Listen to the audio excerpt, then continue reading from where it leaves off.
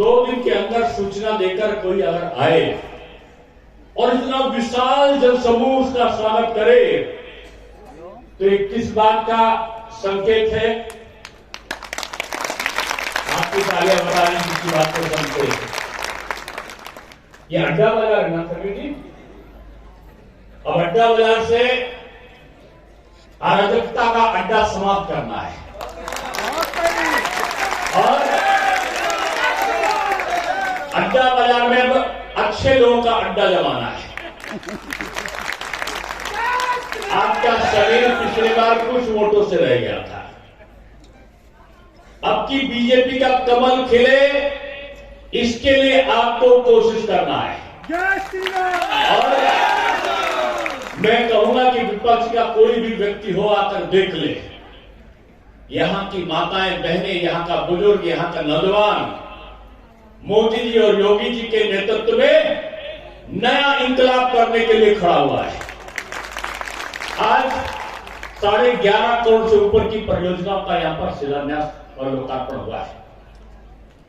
इसके पहले तमाम सड़कों का जाल बिछा, तमाम पुलों का निर्माण नदी के ऊपर से हो रहा है और वो भी करोड़ों नहीं अरबों रुपए की लागत से हो रहा है।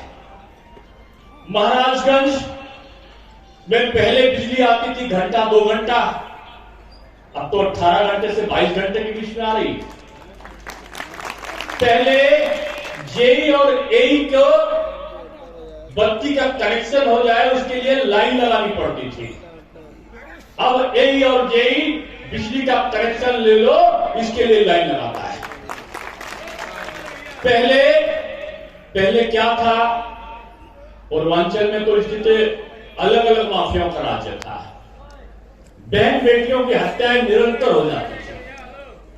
पश्चिमी उत्तर प्रदेश में तो 5 बजे के बाद 6 बजे के बाद बहनों का बेटियों का निकलना प्रतिबंधित हो जाता था। क्यों? क्योंकि ये हो जाता था कि कहीं गुंडे मवाली लोग उनका अपमान ना कर दे, कहीं उनके साथ कोई घटना ना हो जाए। और 6 बजे के बाद घर के सीखचों में बंद हो जाते थे। कभी कभी अराजक तक गुंडा मवाली आता था और मकान के ऊपर लिख जाता था ये मकान खाली है और उस शांत प्रिय व्यक्ति को मकान छोड़कर भाग जाना पड़ता था। योगी जी का राज आया, माफियाओं की सवारी निकला करती थी। माफिया जेल के अंदर से बैठकर पर्चियों पर शासन चलाया करते थे और इनका शासन समाप्त करने का काम योगी जी के राज्य में हुआ है। माफिया या तो जेल के अंदर चला गया या उत्तर प्रदेश छोड़कर भाग गया या ऐसी जगह चला गया जो वापस आने की संभावना नहीं है। पहले सवारी निकलती थी, थाना अध्यक्ष भी डरकर अंदर हो जाता था कहीं कोई अपमान ना कर दे। अब क्या है, जेल से भी छूट कर अगर आ गए तो तख्ती लगाते हैं छाती पर, ये गुंडा मावाली कहते हैं योगी बाबा माफ कर दो, बदमाशी नहीं करना है, माफीनामा लिखाते हैं। बदला है ना उत्तर प्रदेश। उस उत्तर प्रदेश में कोई पैसा लगाने के लिए नहीं आता था। आज 3 लाख करोड़ रुपए का पूंजी निवेश हुआ है उत्तर प्रदेश में। आज पूर्वांचल एक्सप्रेस वे बन रहा है, बगल में आपके एम्स का भी 10,000 करोड़ रुपए का लगातार पूर्वांचल को पूर्वांचल बनाने का सपना देखने वाले माननीय प्रधानमंत्री जी अभी 10,000 करोड़ रुपए की यहां पर योजनाओं का गोरखपुर में शिलान्यास करके लोकार्पण करने गए। खाद का कारखाना लगेगा, अच्छी दवा के लिए अब आपको लखनऊ और दिल्ली नहीं जाना है, मुंबई नहीं जाना है। एम्स आपके कुछ किलोमीटर की दूर पर यहां पर गोरखपुर में एम्स बना है। हजारों टन यहां पर खाद का निर्माण होगा और पूरे प्रदेश में बटेगा खाद। वो कारखाना आपके पास में होगा। आज तमाम प्रकार के स्पेशलिटी के जो हॉस्पिटल्स है वो खुल रहे हैं। हर जिले में एक मेडिकल कॉलेज खुले।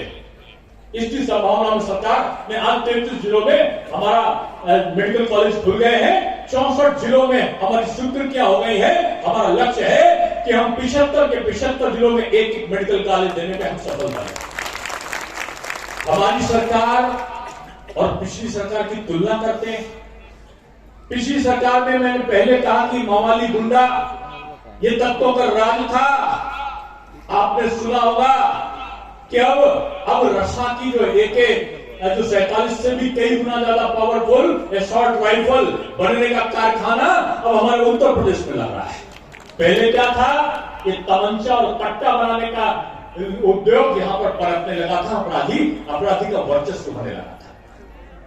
उनकी सरकार में हमने देखा है इस महाराजगंज जिले में समीर त्रिपाठी तो हमारे बड़े यशस्वी थे। आज मैंने का सफेद हुआ बाल देखा तो मुझे लगा तो बेचारे सेवा करते करते मुझे हुआ। ये अरुण शुक्ला मेरे समय अध्यक्ष थे, मैं युवा मोर्चे का अध्यक्ष था। समय के बदलाव में मैंने यहां की गरीबी देखी है और एक समय यह भी था, आज भी तमाम जगह पर मौजूद है। ये हमारी माताएं बहनें शाम का इंतजार करती थी और हाथ में लोटा लेकर प्रतीक्षा करनी पड़ती थी कि सूरज देवता डूब जाए और तब ये लघु शंका से निर्वत हो जाए, नृत्य क्रिया से निर्वत हो जाए। सम्मान की चिंता और अपनी व्यक्तिगत कठिनाई हुआ करती थी। इस छोटी की समस्या को आजादी के बाद से लेकर आज तक किसी ने क्यों नहीं समझा? मोदी जी और योगी जी ने हर घर शौचालय बनेगा, इसका जब निर्णय लिया तो लोग हंसते रहते, ऐसा क्यों किया? आज हर घर शौचालय मुफ्त में, हर जगह पर आज लोगों को, गरीबों को प्रधानमंत्री आवास मिले मुफ्त में, बिजली का कनेक्शन मिले मुफ्त में, 1000 रुपए की जो गरीबों को जो है वो राशि दी जाए वो मुफ्त में, 6000 रुपए की सालाना की जो सम्मान राशि है किसानों को दी जाए मुफ्त में। कोरोना का संक्रमण आया, जो हमारी बहनों के जनधन खाते थे बैंक में, उन सारी बहनों के खातों में 1500 रुपया कोरोना के संक्रमण काल में पहुंचा। एक तरफ कौन था? कोरोना का संकट आया। कोरोना के संकट में दिल्ली बैठे हुए भैया और दिल्ली बैठे हुई बहना घर में बैठे बैठे ट्विटर खेल रहे थे। मोदी की वैक्सीन जाके विदेश से खरीद लें, ट्वीट आया। दूसरा ट्वीट आया, मोदी जी ने कहा हम खुद वैक्सीन बनवाएंगे, हमारे वैज्ञानिक बनाएंगे। दूसरा ट्वीट आया कि भारत कभी बना नहीं सकता, वैज्ञानिकों के उससे हमारा वैक्सीन बन गया। ट्वीट आया नेता लोगों का कि आप ये जो वैक्सीन बन गया है ये पूरा नहीं पड़ेगा। जब पूरा पड़ने लगा तो इतना प्रभावी नहीं होगा। जब प्रभावी होने लगा तो उत्तर प्रदेश के एक और नेता ने लिख दिया, भाषण दे दिया अपने कार्यकर्ताओं को, ये बीजेपी की वैक्सीन है, इसे ना लगाना, जब हम सत्ता में आएंगे तब वैक्सीन लगेगी। ना नौमन तेल हुई है, ना आधार अच्छी है, ना आप सत्ता में आओगे और ना आपकी वैक्सीन का इंतजार करना पड़ेगा। जब पता चला घर के ही बुजुर्गवार ने, सम्मानित बुजुर्गवार ने वैक्सीन लगा ली और अपने स्वास्थ्य की रक्षा कर ली, तो समझ में आया ये मोदी जी है। मोदी है तो मुमकिन है, और मोदी है तो मुमकिन है। जगह जगह वैक्सीन के ट्रेनिंग दी जाने लगी लगाने की, और वैक्सीन लगाने की ट्रेनिंग हो गई तो वैक्सीन लगाने की ट्रेनिंग के बाद फिर इन लोगों का खतरा आया और ये लोग फिर चिल्लाने लगे कि अब कैसे लगेगी? लग गई।